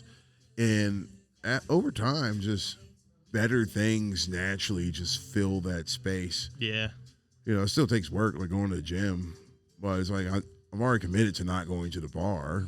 Yeah. So if I got to sit in this car for 45 minutes going drive to Planet Fitness, God, just start the car and drive there. I got those 45 minutes. I'm not going anywhere else. Yeah. I feel like I'm not being like self-righteous or like pointing to myself too much, but I'm saying like I think people who like you can tell they go on stage sober are usually the ones that like develop the most. Like Yeah. I think that's You're like the thinking theme. more. Sometimes they're just people suck at comedy and like that's it. It doesn't matter if you're sober or drunk or high, but like There's a lot of certain, the time there's certain helps. people I've seen rise and dip where it's like they were Yeah. drunk for, like they bombed a lot, and then they got drunk one night, and then like propel them. did Yeah. the thing, and then maybe kept drinking for a little bit to do that, and then put the drink down, and then got coasted for a little bit and dipped down, and then going back. Like it's this weird seesaw thing, you Yeah. know. But I guess you just gotta I don't know, figure out why what works. Yeah, definitely. I think that's. You're right. I think being an alcoholic or a drug addict is probably damaging to any career. But like, If you need a drink to go on stage, it usually means you just need to learn how to relax. yeah, That's all it is. I have a hard time relaxing on stage. I've gotten better at it, and like it's obviously it correlates to how well I'm doing. But like if my first joke hits, that makes the rest of the set a lot easier. Like you can coast on that first burst of laughter. What do you have an idea, like a picture of what is like the perfect level of like maybe like heart rate, or how stimulated versus how relaxed should you be going up? I just try to be as relaxed as possible because I'm like just basically having a panic attack. Like I remember listening. I think it was Neil Brennan. He was like, I had to stop doing comedy because I started having panic attacks on stage. I'm like, what the fuck? I thought that was just being on stage, dude. Like what? Yeah. You know, I got scared when I heard heard about Dice Clay saying that. I can't remember who was going up with him, but he's like, hey, you nervous, kid? And the guy's like, yeah, what about you? He goes, I'm terrified. And I'm like, wow. Yeah. Dice Clay was like scared going up, and I heard some other comic talk about, or multiple comics say, yeah, you're either a person where that's going to go away or you're a person where that's not going to go away. Yeah. And you'll know about this far into your career. And I heard that about that far in my career, and I was still, no, I'm getting paid. Yeah, this is real now. Yeah, it's happening. Kind of. I'll manifest this. It's man. coming. Yeah. Yeah. Yeah. This is my career. It's the beginning of the building. career. Yeah. Yeah. We're getting somewhere. I feel like an idiot when I tell people like when I call it a career, but it is a career. Like you started it, and there's gonna be a finish to it at some point. So that's a career. It's defined by an ending. I think that's what makes a career. I think if you can quit it, it's just a job. Okay. Oh, shit. I don't know. I don't know. Shit. I don't know. Yeah, I'm sorry. If you're a therapist, you can quit being a therapist at your fucking whatever office, but like you're always a therapist. Yeah. Yeah, I guess it's like more integrated into your identity. Like this is probably more of a career for you than whatever the fuck you make a bunch of money doing. Like make a bunch of money, pretty good money. Some money, yeah. It's Enough money to live off of. Yeah. It takes a bunch of money. Yeah, dude, I'm fucking. That's. I'll take that seriously too, though. Yeah. It's I'm really loyal, so it's like that's good. I've been there for close to 10 years. I'm a terrible employee. I don't like. I've never had a job that has treated me well, so like I don't treat them well. They treat me very well. Yeah, it's about time for me to go. Yeah. Yeah, man. Still like everybody. Austin? You feeling Austin? I kind of. I'm starting to too, man. Gotta do it. I'm gonna do a year, at least a year. Spencer started it for me. I was kind of just jealous of him moving, and then I met fucking Francisco in Roanoke, and I saw him do comedy, and I was like, that's not. Do you think you can? That's not DC. You think you can get there? What do you mean, like for just a trip or something like that? Yeah. Do a week or Definitely. two. Do 1 or 2 weeks down there. Yeah. And you'll see it, and I think you'll come back different. Well, I asked Francisco what's the most open mics he's done in a night, and he was like 7. Mm-hmm. What the fuck? Yeah. How? I did as many mics in a week in Austin as it would take me a month if I went to all of them. And just everybody there's gonna be better than fucking Not everybody. Really. Really? Not really. That's almost inspiring. Oh, yeah. Like that's like you don't have to be good. Yeah. You just gotta show up. Yeah. I'll put it this way: most of the people there are like a year or less into comedy. It's just like where it's happening. So you just gotta show up. Man. So it's like LA, where it's like a bunch of soon-to-be homeless people. A lot of them are homeless. They're living in their cars. Already homeless people. Hell but yeah. that's cool. They're in there. And a lot of them are good. A lot of them are really cool, you know. I didn't meet a single comic I didn't like. That's cool. I don't know. I just be liking people though. So it's like I don't know who sucks. I mean, I'm not gonna fucking shit talk people on my podcast, but I don't think there's a comic at any mic that I'm like that I really dislike. Like there's people that I'm like fucking annoy me, I've but like been having fun like getting to know comedians better, hanging out outside of mics and stuff. But one part of that I don't like is like hearing about like the stuff of like who don't like who and like who they think is this way or that way. I'm like, oh, I just want to like all you people. That's just goofy. Like it's goofy. It's also inevitable until somebody's famous. It's super goofy. Like what the fuck? Why do we have egos in a? I mean, like people are good. No, it's people more that are personal good at comedy. stuff. Okay, it's not like people like I never heard anybody shit talking about like style or anything like talking about. Unless they already just generally don't like the person. Yeah. It's like, who's an asshole and who's, you know, like, that type of thing. I'm like, man, I don't want to be thinking about any of that. I hope if anybody thinks I'm an asshole that it's an accident. You know what I mean? Like, that's the goal. Like, I've never tried to be an asshole to anybody. Yeah, last call. Okay. This is pretty cool, right? What?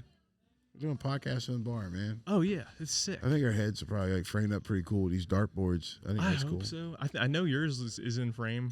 I couldn't see if I was, but the Nani, can I do one more Bold Rock, please? Thank you. Bold Rock guy? Yeah, that's what I drink here. I got different things for different bars. Societies, different. Oh, okay. That's I respectable. I drink Bold Rock and Vienna here. I mix it up at Baja a lot. Oh, Bold Rock. Thank you. Yeah. How do you feel like the Vienna Lager changed after Anheuser-Busch bought out the brewery? I feel like Vienna Lager used to slap. That shit is mid now. I'm Gen Z. I'm trying to be cooler. I think you might be right. Yeah. I think you might be right because it tastes a little funky or whatever. But like, I don't care. I'm just a creature of habit. Yeah. So I'm just like, I come to this bar, I drink cider and Vienna lagers for some reason. I don't know why. You know, I go down to the Baja Bean. I'm drinking either a PBR or Miller with a shot of Old Crow or Jim Beam on the rocks. PBR is a fucking classic. There's some liquor that I will like almost have a panic attack from just smelling. And PBR is the beer that does that to me. I'll be like, this is every time I have blacked out or almost blacked out, it's been PBR related. You know, I've only blacked out once. I haven't all the way blacked out ever. I've brownouts. Yeah, like I've like forgotten like a sequence of a night, but I haven't forgotten like going home. I've never blacked out where it's like I went to bed and woke up and was like, what? Yeah. What happened? Yeah. I blacked out to the point where I was just losing time. It was like I'll be in the middle of doing something. Like, when I start doing this. Okay. Like, oh. I'm halfway through. I guess looks like I'm doing a pretty good job at it. So I'll finish doing this thing I'm doing. You know, I was at work. Yeah. I was working at Sharp Shopper. What is Sharp Shopper?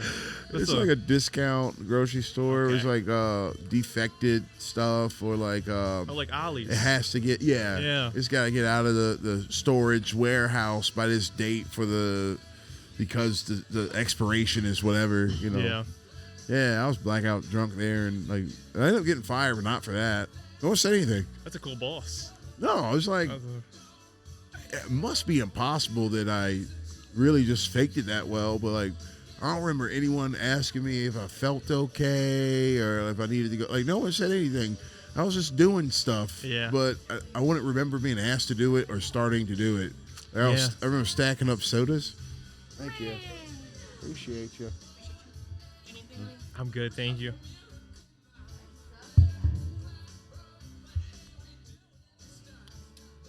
Oh, 12:32? Oh, no, that's fine. They were almost... It's fine. They were fucking hour 20 in. If somebody's still listening to this, I don't think they're into the sound quality. No. And if they are, that's... you probably should produce this. Yeah, you should be in charge. You should DM me and let me know. Yeah, it's not a dick. No, that's a helpful person. That might just be some audio file. I was just thinking of someone being shitty, being like, yeah, it's not good enough. Yeah, no. Colby was giving me tips like on podcasting before, and he was giving me tips, and I'm like, this sounds like a man who is like listened to a bad podcast before, and I hope it's not mine. Like, I hope I hope he's not like, hey, you should fucking do this because it's horrible. You know what's really funny? If, like, I don't know, I don't think a lot of us do kind of have, like, people-pleasing tendencies and stuff like that. Yeah. If that is true, he listened to your podcast and heard things that were wrong. Yeah. It was just like, but I don't want to say. He's just like, hey, these just things to know about podcasting, man. I feel like that's how he would give feedback too. Like, he's such a nice guy that he would never be like, this shit is terrible. You have to change it. Yeah, like I'm not that nice. Yeah. I'm not that nice. No, I feel like I'm like, I need somebody to be direct with me. Like, if you're not direct with me, I probably don't. I'm not picking up on what you're saying. Like, yeah, I'm autistic. Probably. Are you? I don't know. I feel like I think the jig is up on that, dude. Jamar has a joke where he says, if you can hold down a job and you think you're autistic, you're not autistic, you're just retarded. Like, Jamar has that joke? Yeah. I've never heard him I've heard him tell that joke one time, and I'm like, that's fucking amazing. Did it kill? Yeah, everybody loved it. He got, man, the one he talked about, yeah, how can I be, because he got his son's got autism and it's nonverbal. And it's like, how can I be racist? I don't even know what language this nigga speak. Yeah. He's like, yeah. He can speak Chinese for all I know.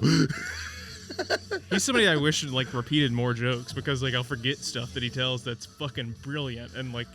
But he does record himself a lot. Oh yeah. Know? And I heard when he did like that showcase, like somebody was like he did like 10 minutes of shit that just crushed and that I'd never heard before. Oh yeah. And like, yeah, Jamar's good. He's a dog, like, man. Yeah. I like just his stack, his note stack, dude. I like it's just his rhythm sometimes. Like, he'll throw in, like, the one he talks about homemade ice cream and never having it or whatever. It's like, you know, I'm only saying this because I do feel like no one's going to see this. Yeah. You know, so that's cool because I'm like, I don't want to ruin his joke. But I'm like, I think he'll be done with this joke if this ever gets traction. Yeah. That joke would have worked his way out of his set by time for sure. If ever became a thing that like a lot of people saw. Yeah. But he goes, homie, you go make the ice cream out of the snow. It's like, we was poor, but we never tasted the snow. Because we had ice cream. It's like this thing that just kind of makes you go like, what? Yeah. And then snow cream is white trash shit. I don't think black people were out here making snow cream ever. I did it in school. Really? Yeah, we did it in That's science awesome. class. How are the schools you went to, like, demographic-wise? Like, pretty spread out evenly? Or did you go, like, mainly go to, like, white schools, black schools? Black schools. Black schools? Yeah. Me too. But not... I mean, that's kind of inaccurate to say majority black, but Lynchburg is, like, mostly white people. It's just public schools. Was it a cool school? A lot of cool kids. Yeah. It's a black school then. Yeah. It's black you're school. Right. Yeah. Feels better, right? Everybody calls us. Everybody in town called us the black school, but like that's. I don't really feel like compared to them we were, but not really. It was. Oh, what was it? Majority is like what? 40%, but then everything else is chopped up. There were classes where I was the only white kid, but there are also classes where like there would be like it'd like throw a black kid in there, so nobody thinks we're racist. Like, they got in trouble for it. They wouldn't let black kids take history. Like what? AP classes. They didn't have enough. They didn't have enough black people enrolled in AP and advanced classes, and it got to the point where they were like, these classes are like essentially segregated because like you're not putting enough black kids in advanced and AP, and that's become tricky because it's kind of like. Are you being racist or are the black kids not qualifying for It's very tricky. Yeah. I guess, because then I think that does create more racism because then you got the AP kids being like, you don't belong in here. It's like, why? Because I'm black. It's like, we know why you're in here. It's because they're not trying to be on Dateline. For sure. Yeah. Like, it was damn, what do you do about that? What do you do? They got rid of advanced classes. They don't offer that them sucks. at my school anymore. I hate that. Yeah. I don't know, because I know the thing with SATs versus ATCs? ACT? Maybe. I don't know. It's like white kids do better at one, black kids do better at the other, but it's like different subjects that you're getting tested on. But I don't fucking know. It's like, you know something embarrassing but kind of funny? They repealed affirmative action? Does that happen? Mm-hmm. That happened? I don't know. I think it happened. Yeah. See, I don't even know, but I thought affirmative action never happened. I thought that's one of my Mandela effects. I was like, I thought that battle was lost. And then they're like, we repealed affirmative action. I'm like, oh, I could have been getting like free shit or whatever, getting hired, or like it was like opportunities, like hey, I'm black. Yeah. Like how many black people got in there? Hey man, hey, you know the black guys out here knocking on your door. Yeah. It looks like you could use some little flavor. Mm-hmm. I could have been doing that. I could have ran that, but I didn't know. So yeah, no, they were definitely it shows like I didn't deserve those opportunities. I didn't know I could just show up black and get it. Yeah, I mean, I would be jealous if somebody could just show up and be a color and get a job. Someone used to make fun of me when I was in college because I was in all the Office of Marketing and Communication videos and stuff like that, and like promotional videos. They were like they're placing you.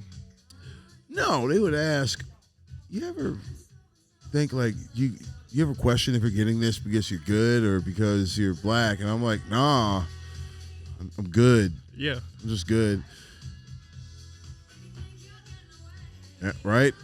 You know? The fact that you are is fucked up. But I was like, no, it was just kind of like, I know I'm talented, but I also know you need a black guy in this video. Yeah. So I'm going to be the best black guy I could be for your video. Yeah. I feel like you can't, I don't know. You don't see all white comedy showcases anywhere around here either. That's like that's a weird thing that I feel like you kind of have to avoid doing. Like you can't. White people need to come up off that, man. You think what? I need to chill, man. Well, with inclusion? No, with the guilt. Guilt. I don't like white guilt. It annoys me. It bugs me. I understand why it bugs you. Like I don't. Because I don't think y'all special. Yeah. It's like you're not that special. Yeah, but it's like y'all get to rock right now. But you haven't always been like the people to get to like oppress people and run everything. You haven't always gotten to be that. There's other people that did it, but y'all, like a lot of y'all act like it never happened. Yes. Because like a part of it's guilt. It's like, no, I don't want to talk about how like Asians fucked everybody up. Like I don't want to talk about it because that's so comfortable. Yeah. I don't want to talk about how black people like. Or I don't want to talk about the Ottoman Empire. Yeah. I don't want to talk about it. It's like it's just people. It's just what people do. I got to hang like out with you more, Khalid. You move and you shake and you shimmy and you just like get through this planet and then you find yourself in a spot where things is like pretty cool for you and you're like, hey, let's capitalize on that. And then once you get to the top, you're like, everything's taken care of. Look at this, food growing, cows getting fat. What's next? I don't want to take care of none of this shit. I want to get me some slaves, baby, because I'm that man right now. And then you conquer the whole planet, and then everyone gets mad at you, and then I think maybe black people is probably like the best at it. You was here first. The best at oppressing people and subjugating your fellow man. And it's either y'all or the Mongols. Yeah. Well, I think maybe it was us because I think we was too cocky about it, and that's why we got like robbed of a lot of our history.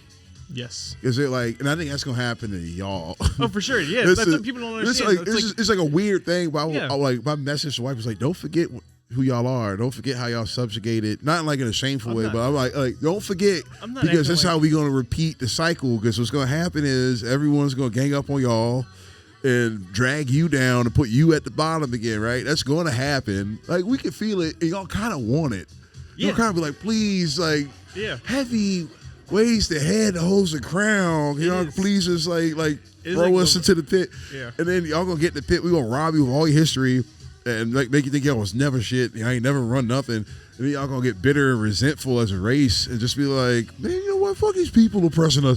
And then it starts all over again. Off of our statue. Yeah. We don't want to, like it has to stop. Yeah. Like, either everyone keeps their history or no one gets to have history. That's true.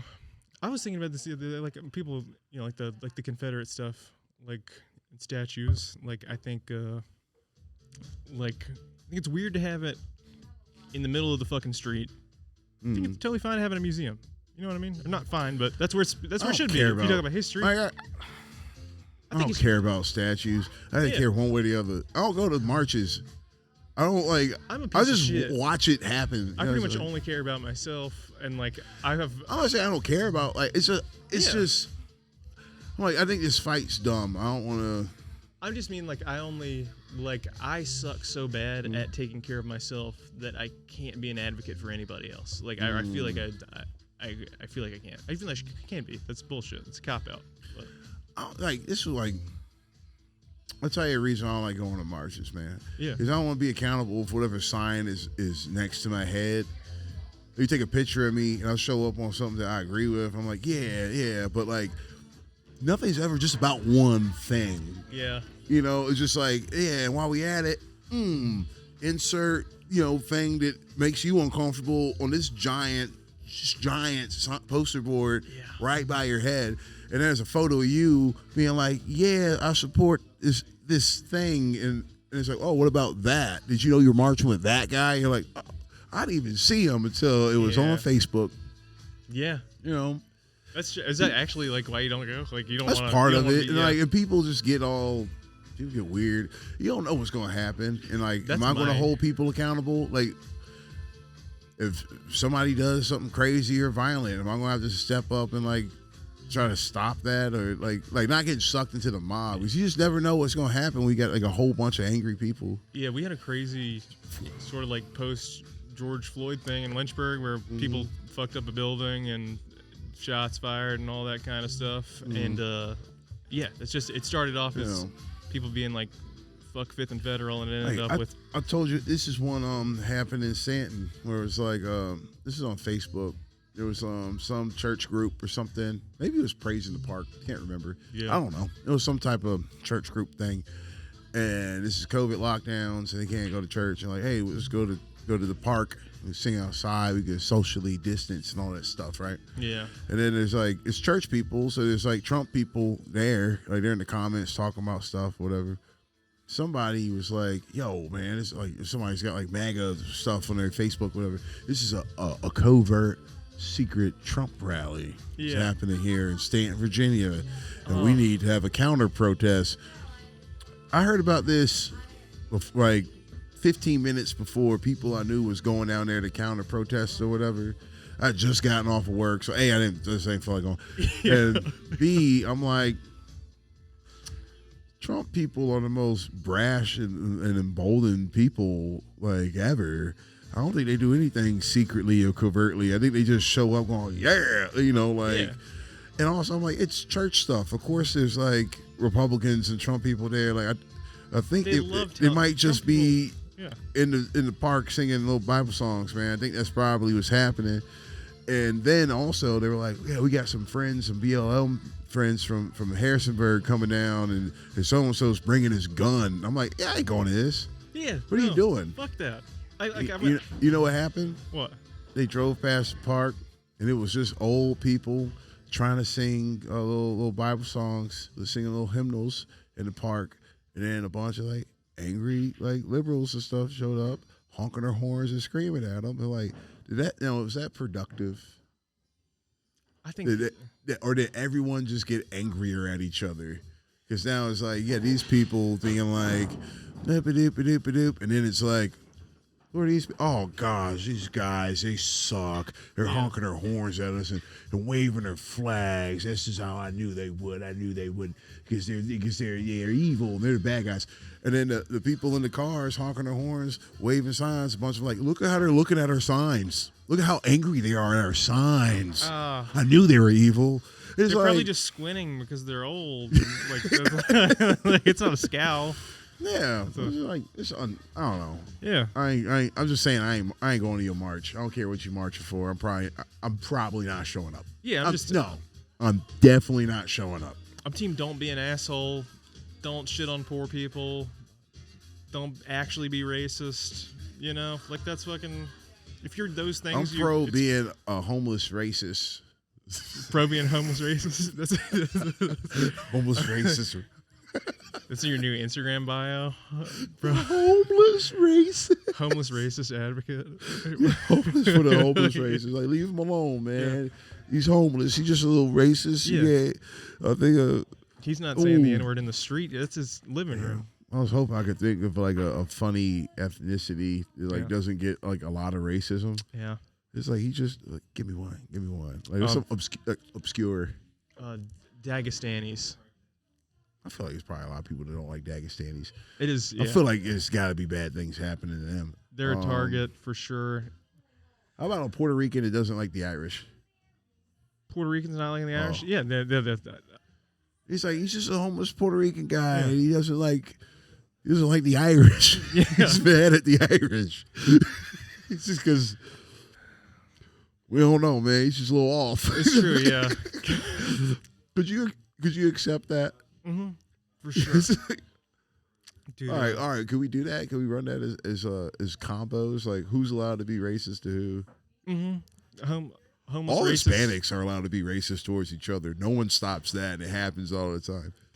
I got a close friend of mine that says he thinks that hope is the worst human emotion. That's fucking crazy. He's still alive? Yeah. That's wild. How? You got to talk to him, man. What do you do? What do you fucking... That's the only thing keeping me going. No, you rather think on just reality and accepting reality as it is, you know. That's probably mature.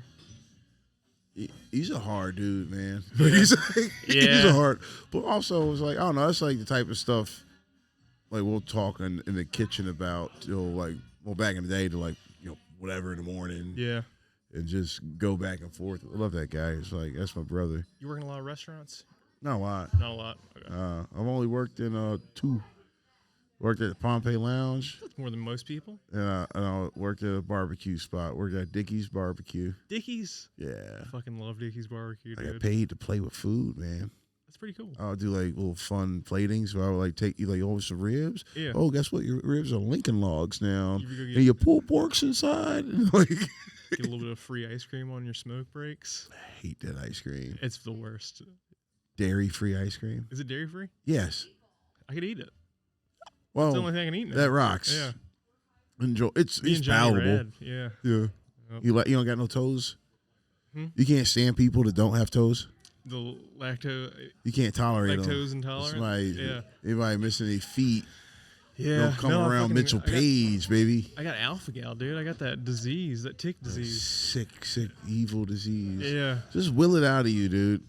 I think you could do it. That's pretty much what I did. That's how I treated it. I treated it by still eating red meat and ignoring it for like years. How bad is it when you eat it? It's so painful. It hurts so bad. It's like, it feels like you have to throw up and shit, but you can't do either one. And then like one of them happens, and then I just break out in like hives. Oh, man. And have asthma. And have asthma. Have asthma. It's the only time I still have asthma. I don't have fucking asthma ever. Smoke weed. How long did you try to push it with I'm just gonna eat it anyway? See, and I didn't know. I was just like out of the I thought it was like it happened one time after I ate a bunch of cream cheese. I was like, oh, I'm lactose intolerant. Stopped eating cheese for a while, and then it happened after I ate it happened after I ate a Baconator one time, and then it happened after I ate some just straight up beef enchiladas, and like I was like, oh no, I'm fucking allergic to beef, dude. I hate that. Yeah. Damn. Hey, man. It's not that bad. No. That's what I have to tell myself to not. No, that's what we're gonna do. Yeah. Let's get really famous. That's right. Yeah. Really famous, and then I want you to get really as big as anything ever has been, and become the Michael J. Fox of Alpha Gal. Okay. You know what I mean? Like, I want you to make the commercials of like, we need to talk about condition you get from it, like people. It's better than curing it. Make Sarah McLachlan out of it, really. Yep. Like get them funds up so they can get the fund the research to fix this, because this is unacceptable. I don't like it. Yeah. Because red meat is. I remember my first burger. I was 14 years old, man. You get your first burger when you were 14? Yeah, that's impressive. What? I was a dietary Nation restriction? of Islam. I didn't know. No beef? No beef. No dark meat, really, or red meat. No fish without scales. So, yeah. So no pork, no beef, no catfish, no crab, no lobster, no shrimp. That's pretty much my no diet. duck. I don't even know venison. Can you eat venison? No. I don't think you can eat rabbit. I can't. I can't quite remember. Is it just like halal rules? I guess. Yeah. I don't even know. Not really. I don't really know. Is Nation of Islam the same thing as Islam? Not really. Not really. Not really.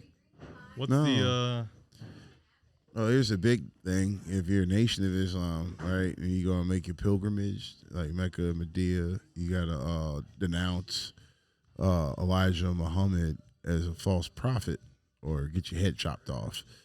But I don't know if that's really true. That's just something Malcolm X said. And that's just who started? Was he part of the original founders? No, No. he was a member. He was Okay. one of the founders. Well, he said that when he came back from his pilgrimage, he said that Elijah Muhammad had the opportunity to unite black Muslims with the Muslim world at large, but instead chose to prop himself up as a false prophet. That guy ended up getting shot. You know, he said all sorts of stuff. Like I can't make heads or tails out of most of it. You know. Really? Yeah, that guy was he just one of those wacky guys. He was just saying stuff, and then and somebody shot him. I think the FBI or the CIA had something to do with it. You know, I don't know. Sounds correct. Yeah, that sounds like. I don't know why you would want to shoot a guy like that. He's just like a strange guy. Different ideas. Just talking. Yeah. Just talks. That's Glasses. Who definitely- shoots a guy with glasses? I think that's why I'm afraid to offend people, because sometimes people get shot for doing that. Not that I'm anything fucking close to Malcolm I feel X. with my RFK joke. You think? Yeah. That's the. Yeah, they'll shoot you right through the megaphone if you say anything that's about uniting. I had this theory that the reason why he's talking like that is because he has terminal throat cancer, and that He he's says just it's running. from an ear infection.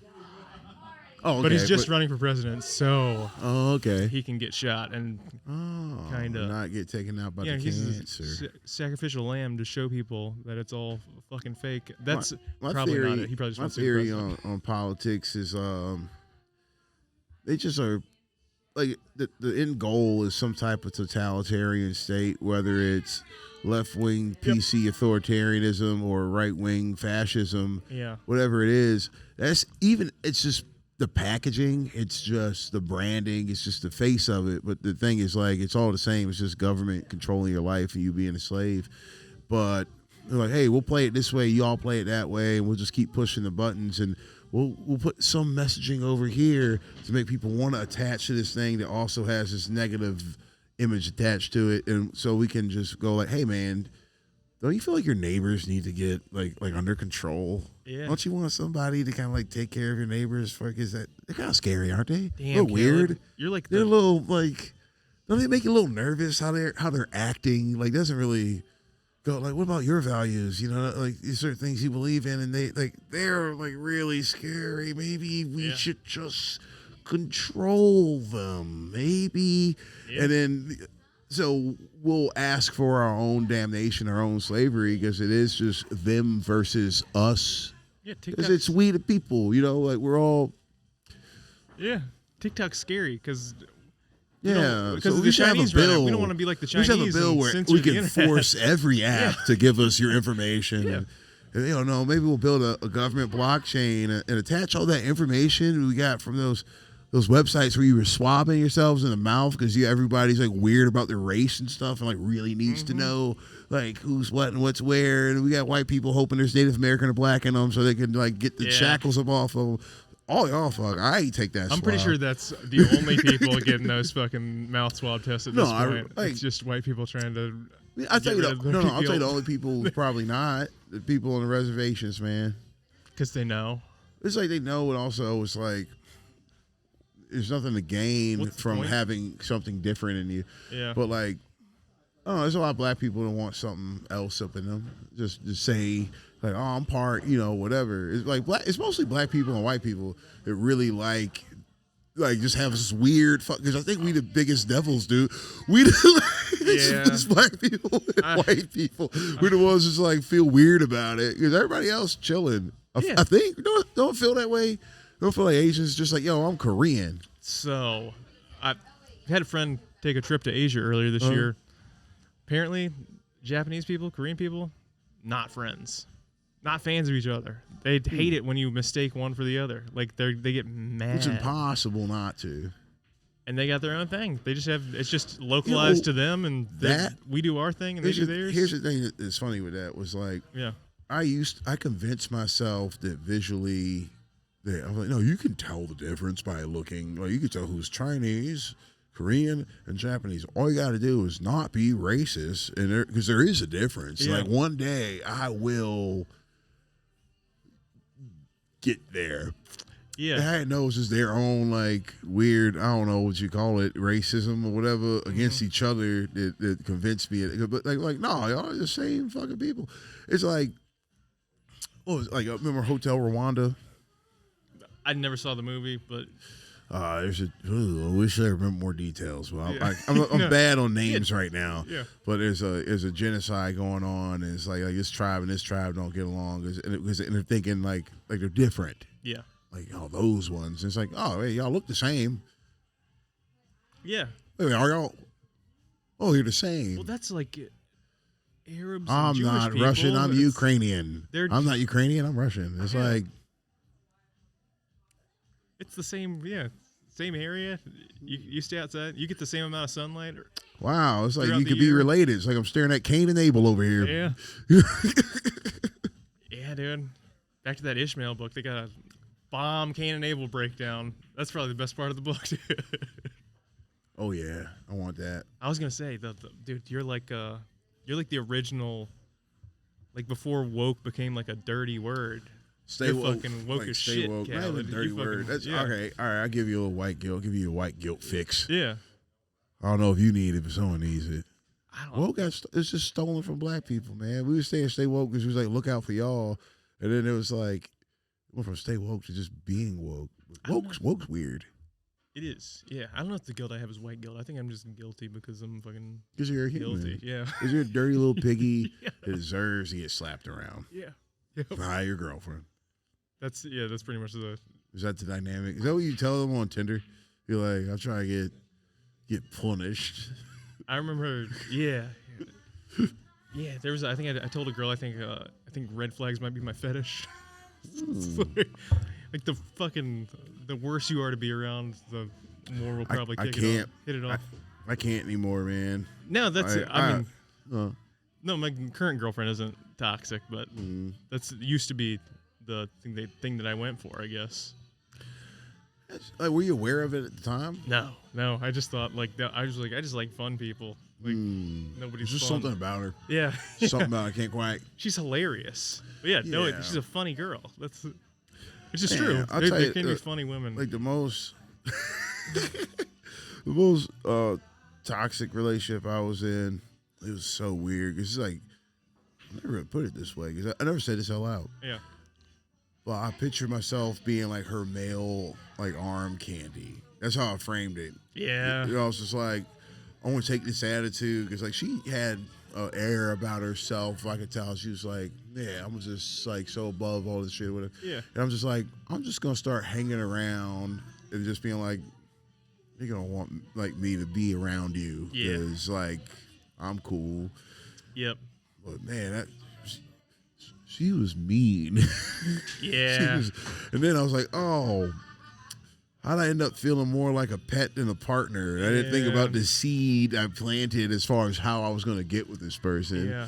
Mean women are like, I feel like they're harder to come by than mean guys, but like, I feel like they fucking, when they're mean, they're good at that shit. And like, they're like versed. And like, you're in a lose-lose situation. Yeah, they can fucking hurt you. Yeah. Like a dude's being mean or like, let's say, making you feel small. You know, I'm going to handle this. I'm going to resolve this. I'm going to put my foot down. Whatever, however long it takes. Could be immediately. Maybe you got resentful because you did take a lot of shit off some guy. But like once you decide, like, no, that means, what it really means is like, hey, man, we could kill each other. Yeah.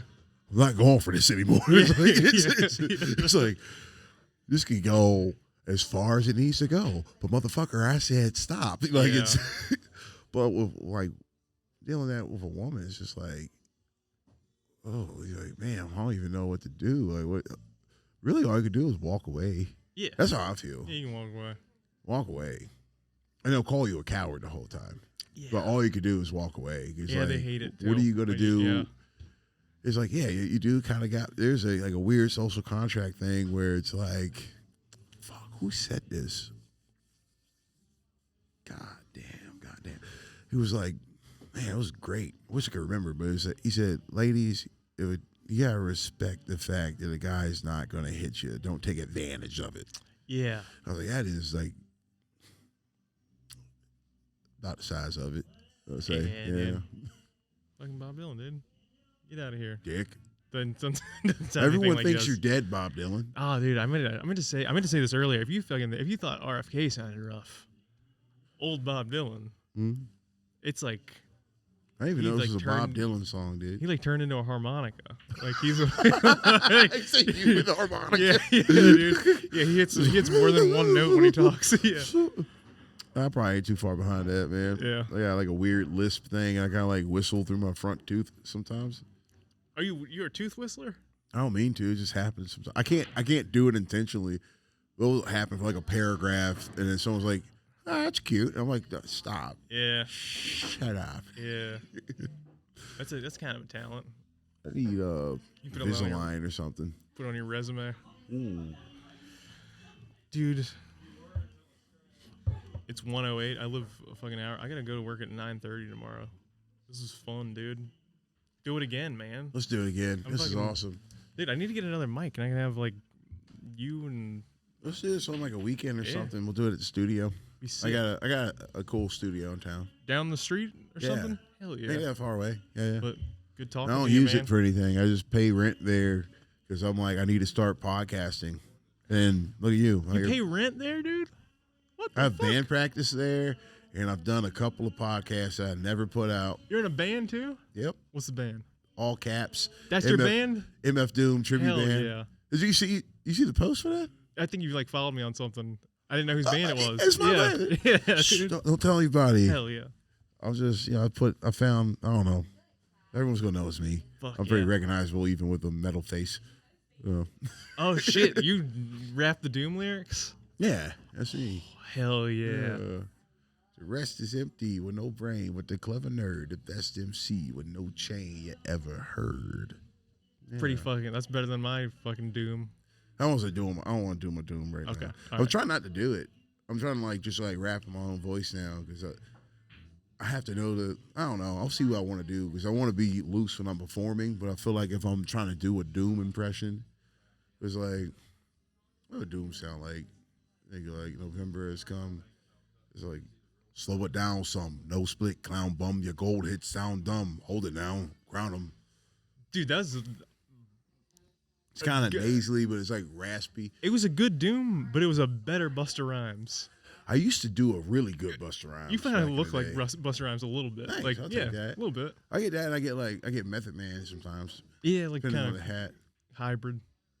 Yeah. All right, let's get you out of here, dog. You got an hour to go.